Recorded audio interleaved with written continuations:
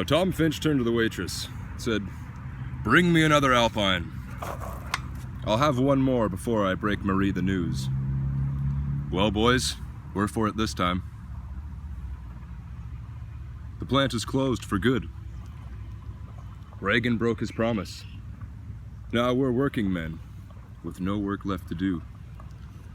I always thought I'd have a boat, like my father. You don't get rich with the boats you always could make do.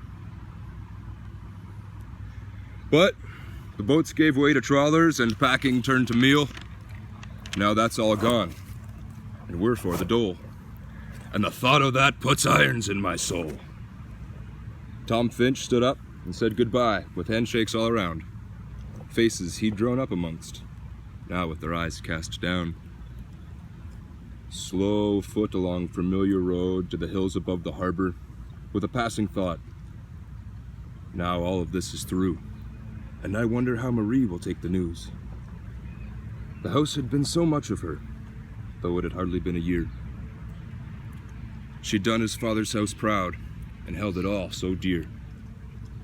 But there was hot tea on the table when he came through the door, and before he spoke, she smiled and said, "I know. The plant is gone. Now how soon do we go?" "We won't take a cent. They can stuff all their money. We've put a little by, and thank God we've got no kids as yet, or I think I'd want to die. We Finches have been in this part of the world for near 200 years, but I guess it's seen the last of us. Come on, Marie. We're going to Toronto."